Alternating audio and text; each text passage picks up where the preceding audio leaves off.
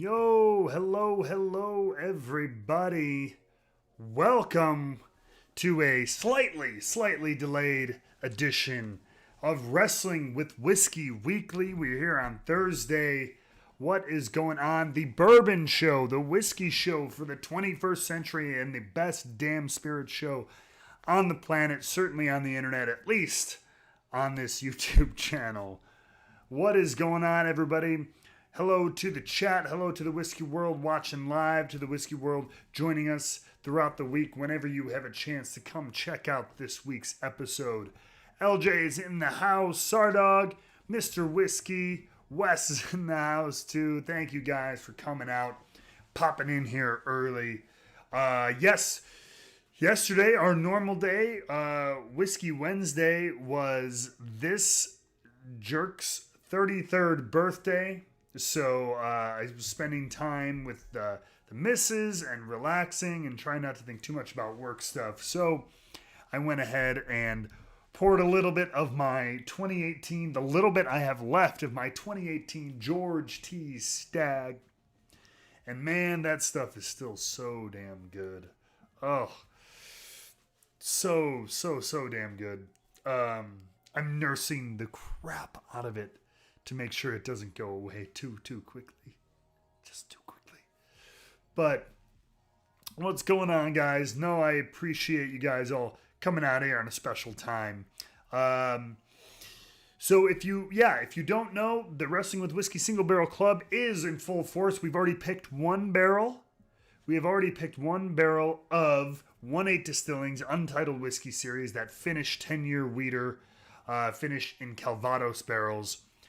The next barrel will be picked on Monday, another special edition, because next Wednesday is my wife's birthday, so I will not be here. But on Monday, I will be picking our next Woodinville barrel for the Wrestling with Whiskey Single Barrel Club. Please check that out at the Patreon link in the chat right now. I'll be picking that with one of our patrons, which I will start doing every single barrel pick now. I will be sending samples to one of our patrons to help pick me live right here on this show. So I've already selected Odd Urbanite is their online screen name. Their name is Steph. They are a Chicago native here, so I thought I'd start off simply enough. And they've also been a supporter since day one of Wrestling with Whiskey. So I just wanted to show some appreciation by having them help me pick the next barrel pick. They have an awesome palate as well. They work in the spirits retail industry as it is, so it'll be awesome to have them. That'll be Monday, 6 p.m. Central. No, same time, but it'll just be on Monday, this coming up Monday. So be sure to check out. We have 5 samples to choose from, so it'll be pretty good. Not too much craziness in the week of whiskey. We did get the announcement of the Pappy Van Winkle lineup, the lineup that people try to claim the biggest announcement of the year, but let's be honest. It's the same lineup. It's the same age statement. It's the same allocated, not going to see it at your store, most likely, kind of event. The big headline from the press release this year was more bottles of rye, of the 13-year rye, less bottles of 20 and 23-year-old Pappy Van Winkle bourbon. And ladies and gentlemen, let's be fair. Let's call a spade a spade. When it comes to the Pappy Van Winkle lineup, more or less is a seriously relative term, and more likely is kind of an irrelevant term to most of us. Even to the people who are the collectors, who do have the relationships, or who do have the money to get those inroads to get those bottles, are not going to notice whether there's a couple more bottles. I mean, even 1,000 but less bottles here, 1,000 more bottles here over the whole country means you're lucky if your store has one or less more bottle than it normally does, if it gets any. So I just thought it was funny that Buffalo Trace and Sazerac had to put out that there was more rye but less of this. It's like there's less of a lot of it. So really, at the end of the day, what difference does it make? And continuing with the role of special releases, of special editions, something that will be coming to this channel. I don't know how I have this, call it luck, call it whatever, but Brown-Forman continues with its releases, with its announcements of special edition releases. So many of us had heard about the Woodford Reserve Baccarat edition. I believe it was about last year, maybe a year and a half ago that first came out.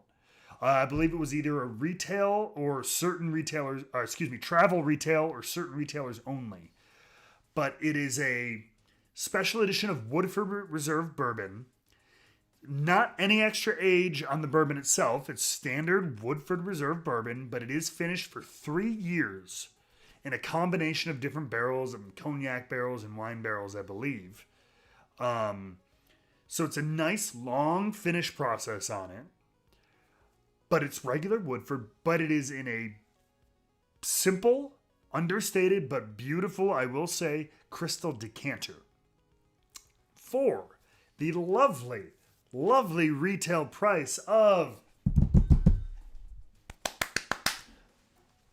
MSRP of $2,000 US for a finished version of standard Woodford Reserve. Now, anything can happen. You know what I mean? And Sardog in the chat is talking about sipping on a double oak store. Double oak store pick is a great value, and especially if you get a good pick.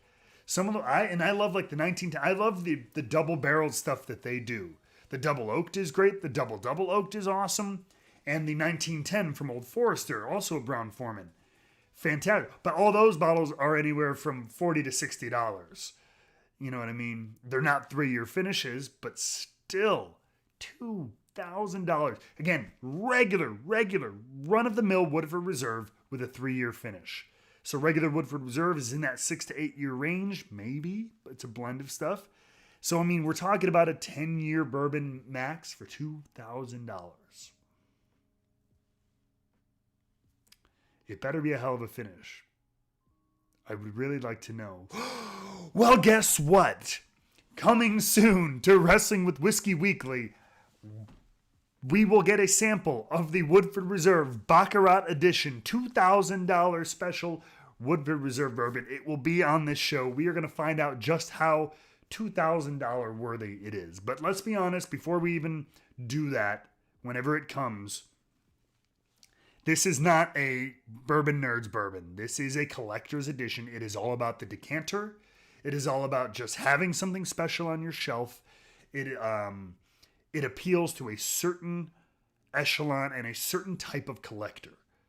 This is not for us looking for unusual or strange or just high quality whiskey. I'm sure it'll be perfectly fine whiskey, but this is about the bottle on your shelf. It's like the painting on your wall. It's like a collector like that. So before we get super harsh with it, I guess I'll have to put that out there.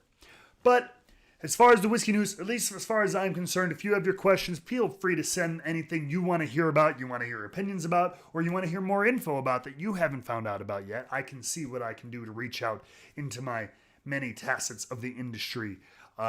Hit me up at wrestlingwithwhiskey@gmail.com. But with that being said, let us move on to tonight's tastings, tonight's reviews, tonight's musings, if you will, of our bottled cocktails and the new rebranding of Hudson Whiskey. So let's jump over to the review corner.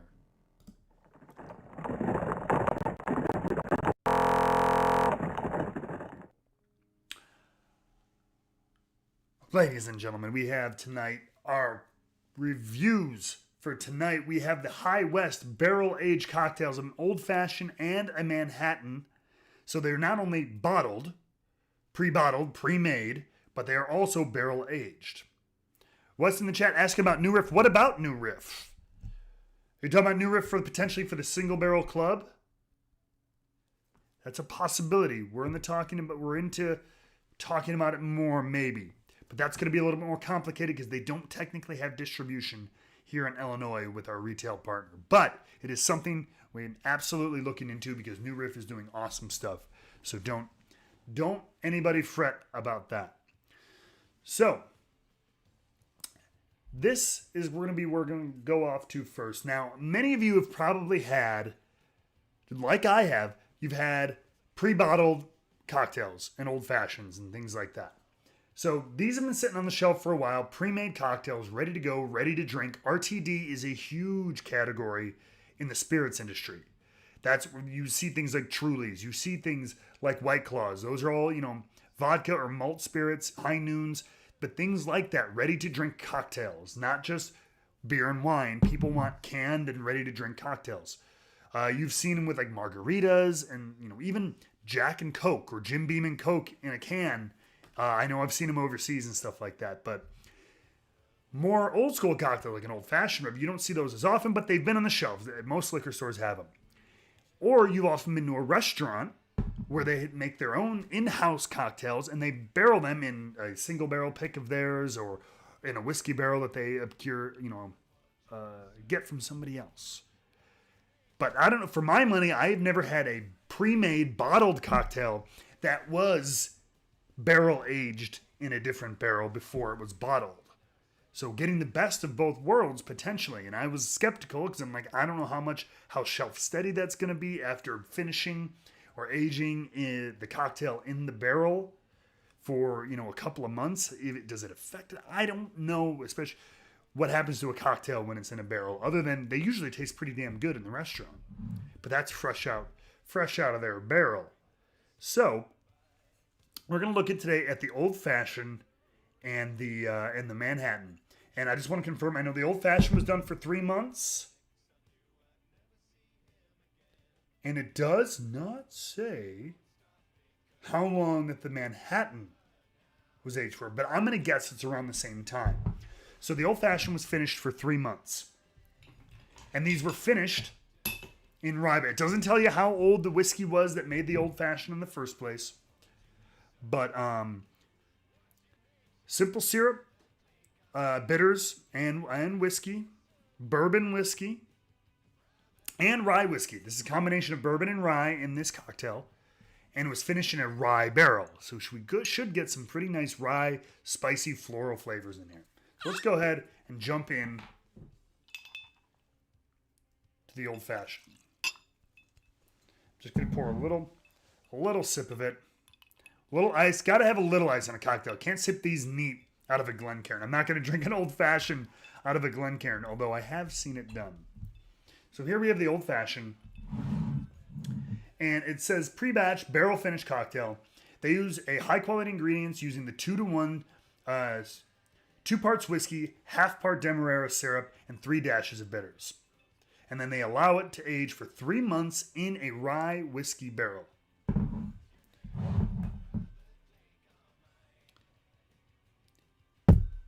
So let's take a whiff. That definitely has some nice black peppery spice on it, that sweetness, that cloviness that comes from the bitters. Not going to spend too much nose in this. It's a cocktail, ladies and gentlemen. It's for sipping before your dinner.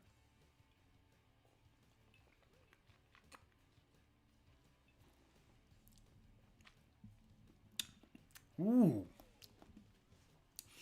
That is nice. That is really nice.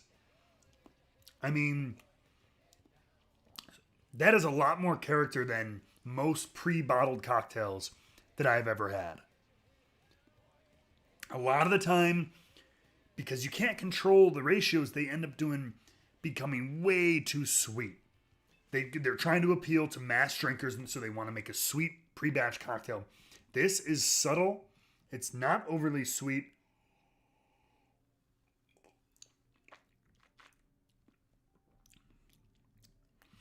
It's got some beautiful clove, almost like those Christmassy flavors, right? Cinnamon and clove, a little bit of nutmeg. But there is this, you can tell that kind of oaky, but rye spice is extra in there. And I know there is rye whiskey in here mixed with bourbon. So that's there, of course, too.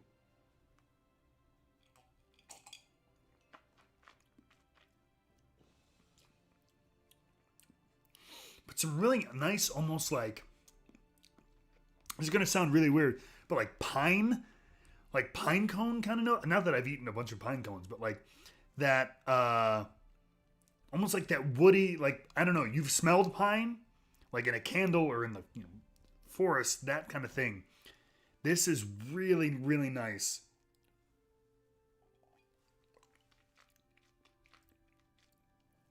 A well-layered Yes, a well-layered cocktail.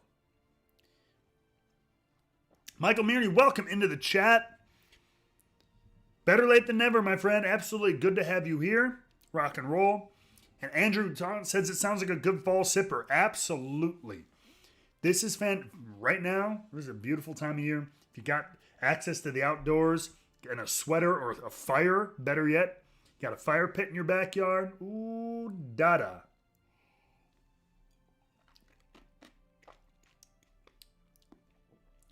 Again, there's a nice like finish to that.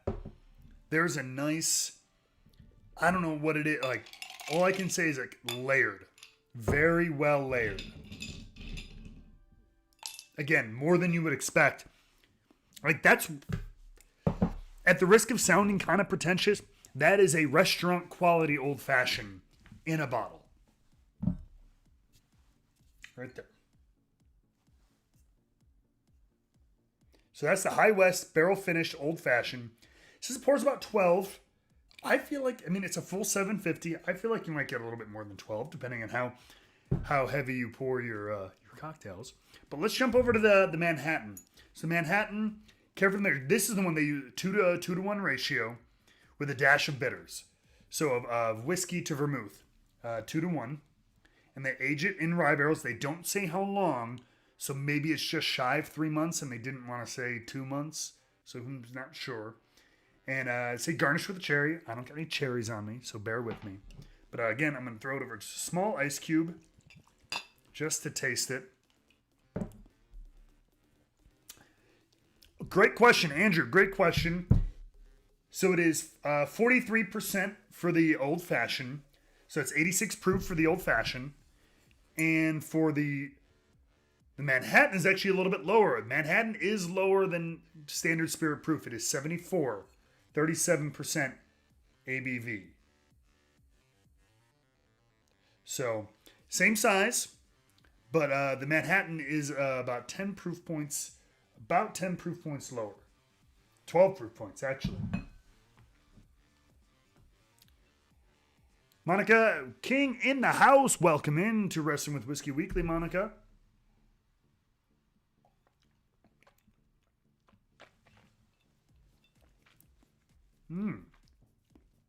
Wow. So the vermouth is strong on this one. There is that that fruity but bitter grape. That's for sure, it almost, they say 2 to 1, but man, I don't know what kind of vermouth. They don't say the type of vermouth that they use. So once again, this is a combination of bourbon and rye. A typical Manhattan is usually made with only rye. This is a bourbon and rye blend. And then the vermouth and a little bit of bitters.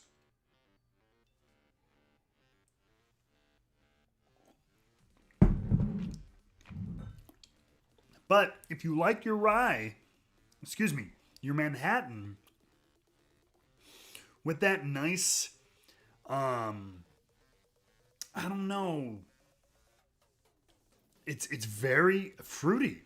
I will give it. It's very grapey. It's got this dry bitterness that comes right along with it. It's very classic Manhattan. I don't notice a ton of the barrel aging aspect to it.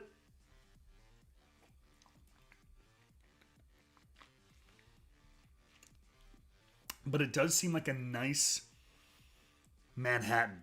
I'm not as keen on Manhattans as I am on Old Fashions.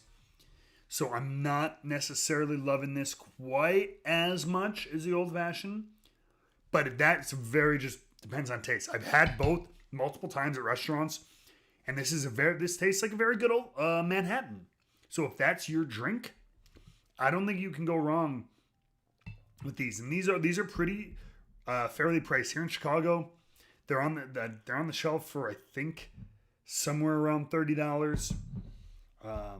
Again, says it makes 12. I think you could squeeze out a little bit more depending on who's having them.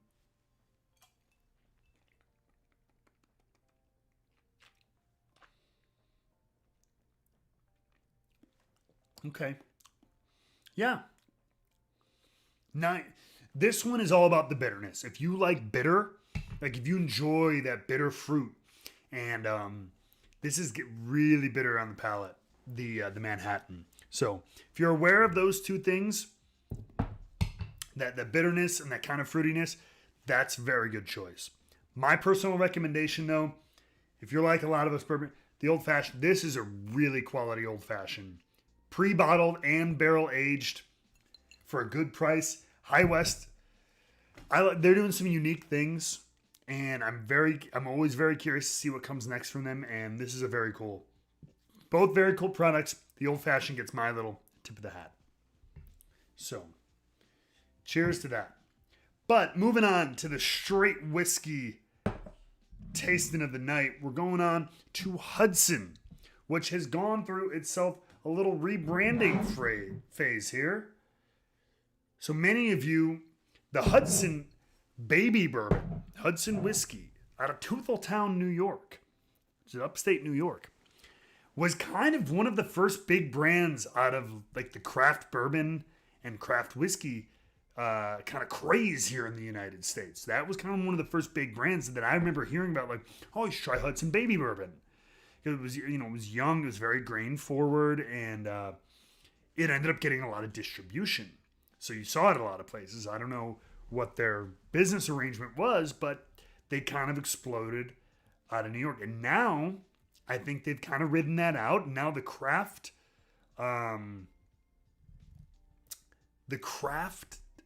movement is so damn big that I think they're ready to change it up, because they've been living off that same kind of branding, same kind of logos, same kind of marketing that they've been doing it for years, and they were one of the first. So now it's time to see if they can flip things around. Michael, do I feel it?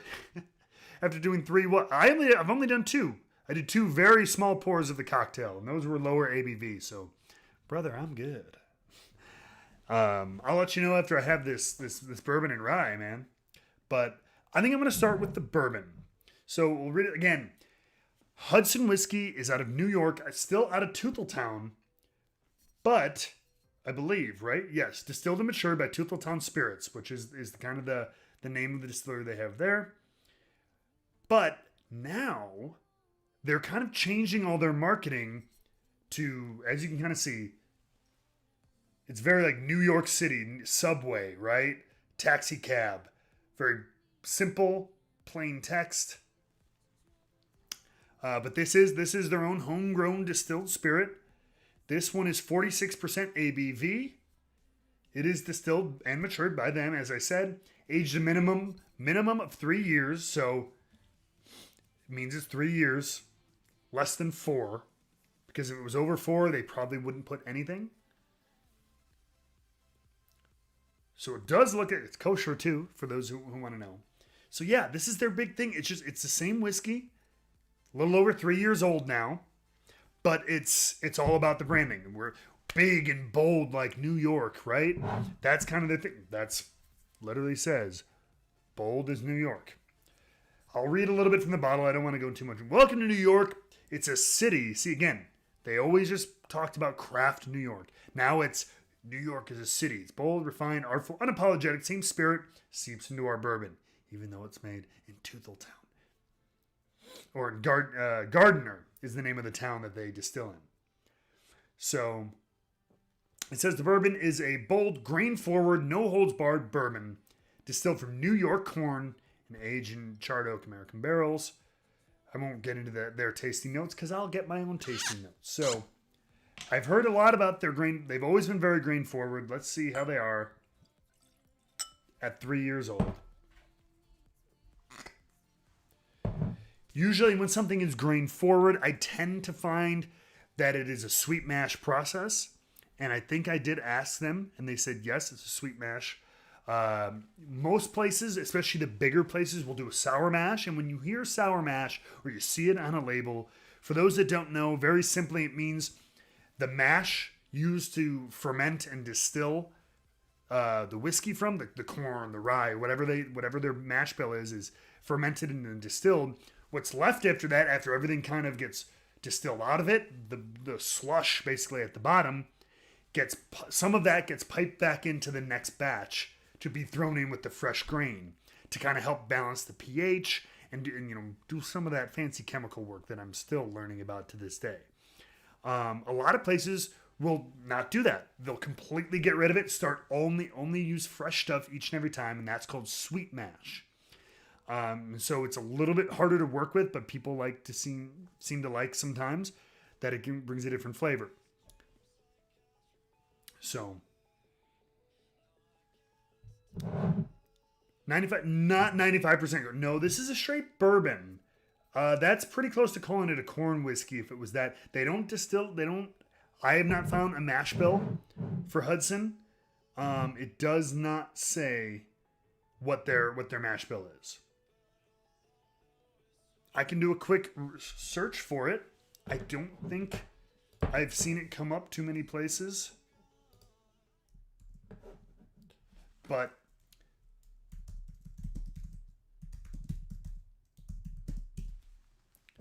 it does seem like it's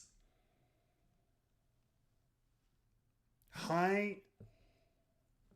I'd say it's high corn. But let me check. I could be totally wrong on that. So I'm looking at an article from this is several years ago. It's now the corn they use is all New York grown. It's not mass-produced corn from the middle of the country, from huge farms.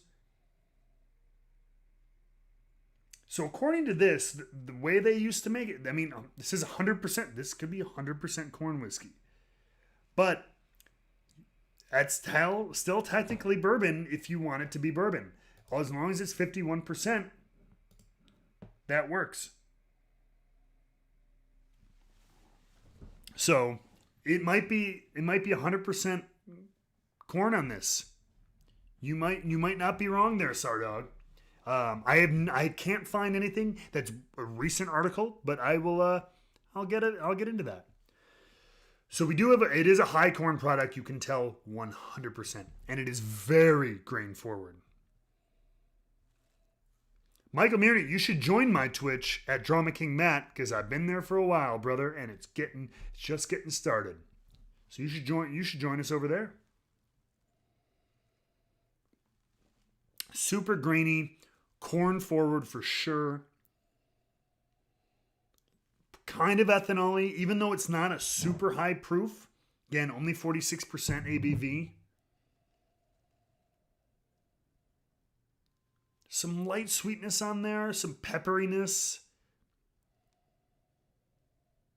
There's a sharpness there. It's youth. I mean, it's not even 4 years old yet. But I'm just getting grain. Yeah, I'm just getting kind of grain. And it doesn't feel super mature or interesting, for lack of a better term.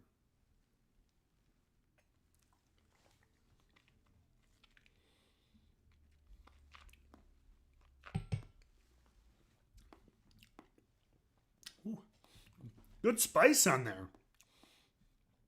Good spice. I mean, I'll stop short of just calling it hot or overly hot, but super grain forward, like chewing on raw corn on the cob. I hope you've never had to do that, but if you have, yeah, it's a little tight.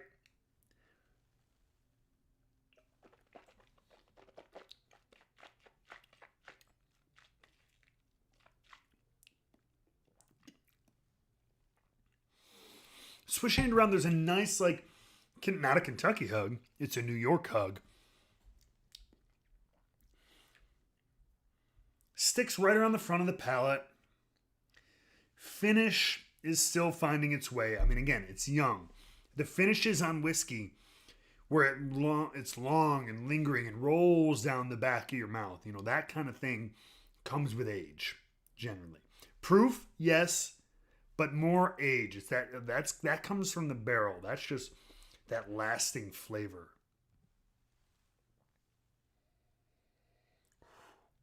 I can't get over how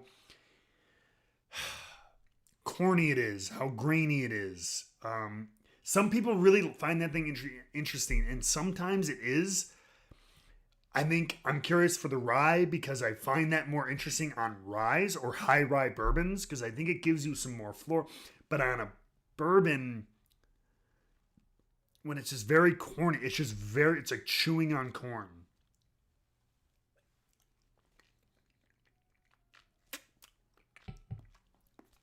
There's some nice vanilla. Yeah. Sardog did your own research. Yes. Thank you for helping out, Sardog. So 95.5. Okay. 95 corn, 5 barley, according to what Sardog had found, which makes total sense. This is super corn forward. Again, I'm guessing it's a sweet mash because it's very grainy.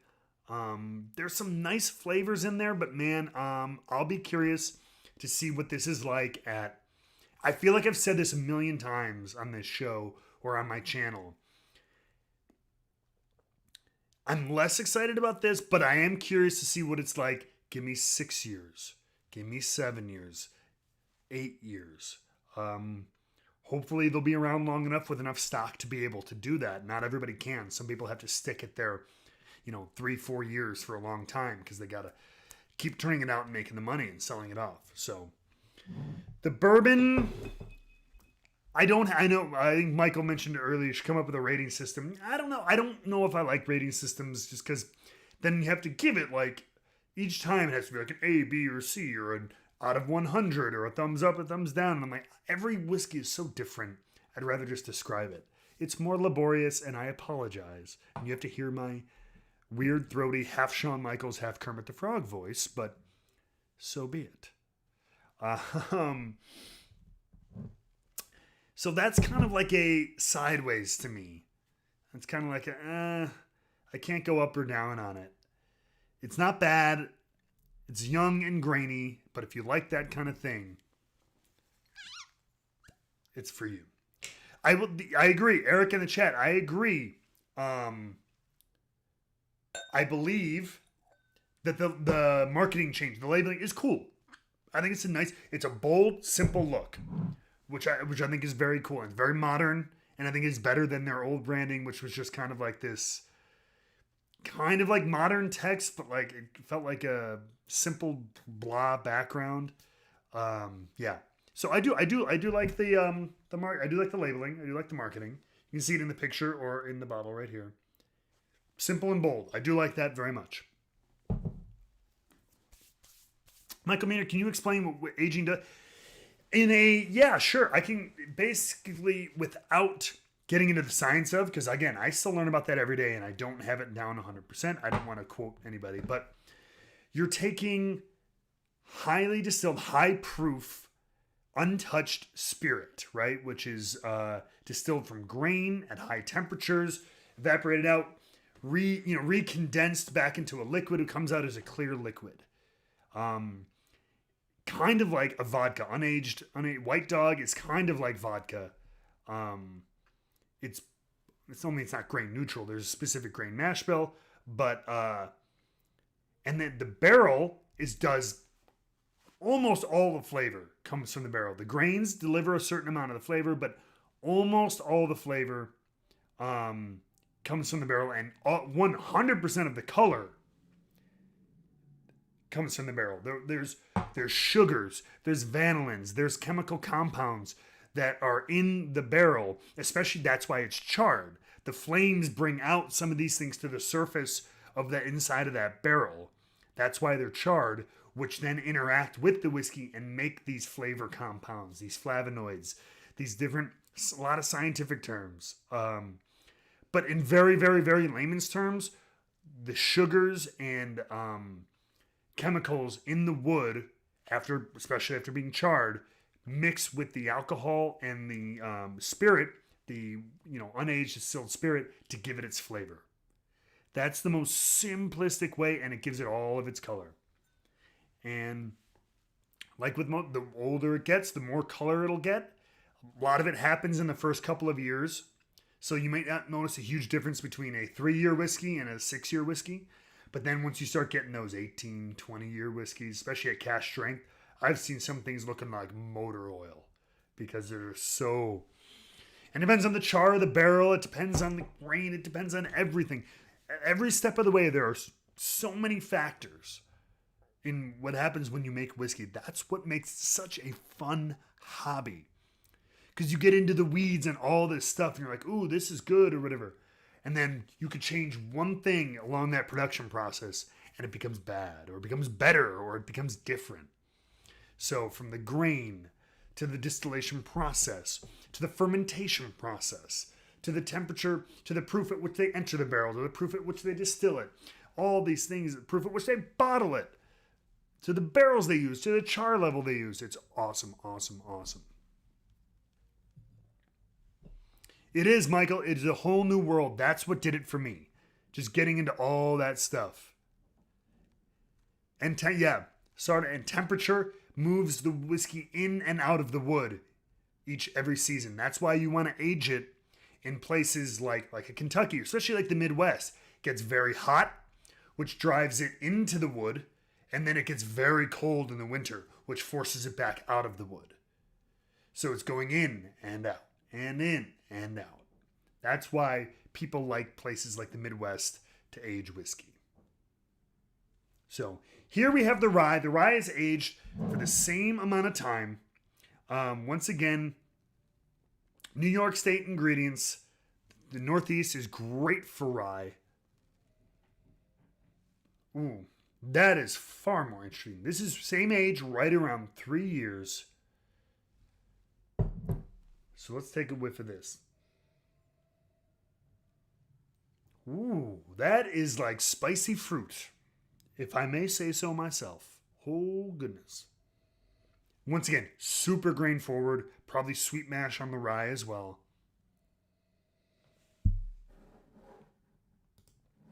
Oh my goodness. There's a lot of spice.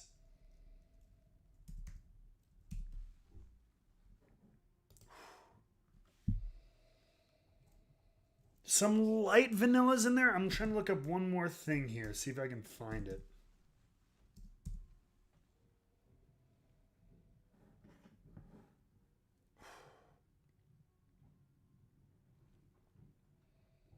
That's pretty fantastic. I like it. So from what I'm seeing here, this is another one. It's like a pure spirit. This is high rye. This is either 95 or 100% rye. Different articles are saying different things. They may have changed their process. But either way, I mean, we're talking nearly 100% rye no matter what. So this is not a Kentucky rye, which, 51%, and then there's corn and everything like that.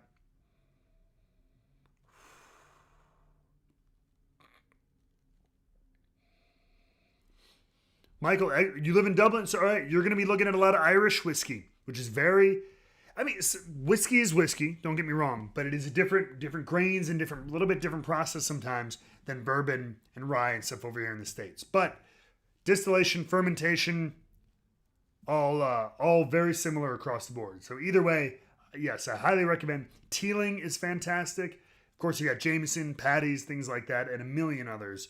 So I really like Teeling, though. The people there are pretty fantastic, too.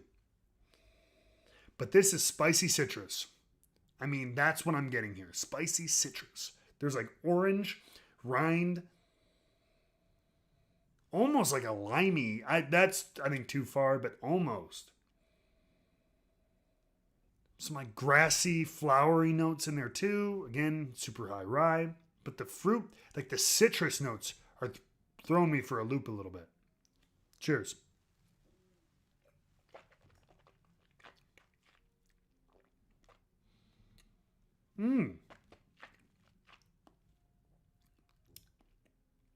Nice spice on this. Again, I feel it super grain forward, but the grain on this, on a rye, as many of us know, rye matures much quicker than bourbon does, than corn whiskey does. Rye, though it's harder to work with as a grain, ask any distiller, it's sticky. It gums up your stills and your tubs and everything like that. It is a tough and complicated grain to work with. But it comes of age much earlier. You can have some fantastic 2-year ryes, amazing 4-year ryes, and out of this world 6-8-year ryes. God forbid if you get north of 10 years, you can find some magic. And it keeps getting better. That's the one thing better, I think, about rye. Bourbon might be more popular in the short term, but I think rye ages better because it gets there faster. And unlike bourbon, which I think hits kind of a peak in that 10 to 12, rye can be, like I said, good at 2, fantastic at 4, amazing at 8, phenomenal at 10, and like Sazerac 18, for example, that I had from BTAC this year was outstanding. 18-year rye. Sometimes bourbon gets over oaked, but this is really nice at about 3 years old.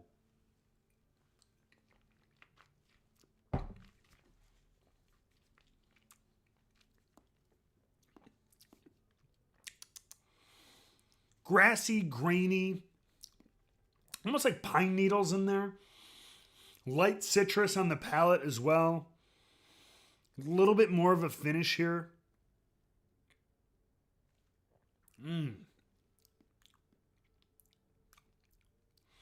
There's almost like this, like you can taste like an orange rind on the finish, like that bitter fruit. Again, not like the Manhattan, that was almost like plum, cherry, bitter, grape. This is like orange rind, like the rind of a fruit where it's like that sweetness, that citrusy, but it's kind of bitter. Between the two, I would 100% try the rye first, or pick it over the bourbon. The bourbon still seems, I don't know. Bourbon still seems, I think, needs some time. The rye, I think, is doing all right. And I think, that hits to be a 4-year rye, 5-year rye. That could be really nice. And it's all New York ingredients, most of it. Sounds really, really nice. I mean, I feel like there's a lot of potential in the rye. And a lot of these craft distillers are finding that. I mean, it's a shorter aging time for a lot of their stuff. And I think they're finding new ways to work with rye. So they don't have to sit there and wait for 6-8-year bourbon to be great. They can kick ass with some sweet, sweet ryes at a young age. And jumping into a market that's not nearly, even though there's a ton of rye going on right now, don't get me wrong, but it's not nearly as saturated as the bourbon market. So 100% between the Hudson, the rebranded, bold New York City Hudson Whiskey, I would go rye. Try the rye. How about that? Try the rye. Let's go back to chat.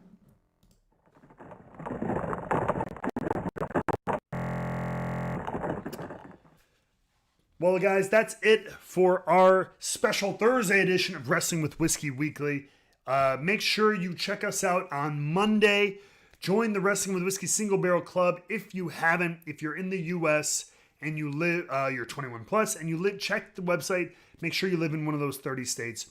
Our first single barrel pick will be coming in very soon. And on Monday, another special edition of Wrestling with Whiskey Weekly, 6 p.m. Central Time, Monday evening. We will work on picking out the next single barrel from Woodinville Whiskey. We have some cast strength bourbon in the house. One of our patrons, one of our single barrel club members, Steph, will be joining us to help us pick that. And we will find out what our next barrel will be for the Wrestling with Whiskey Single Barrel Club. So please do us a favor, check that out. It helps support the stream. It helps support Wrestling with Whiskey and everything. It helps us find more and more barrels to get you guys. So thank you guys for being with me tonight. I appreciate you.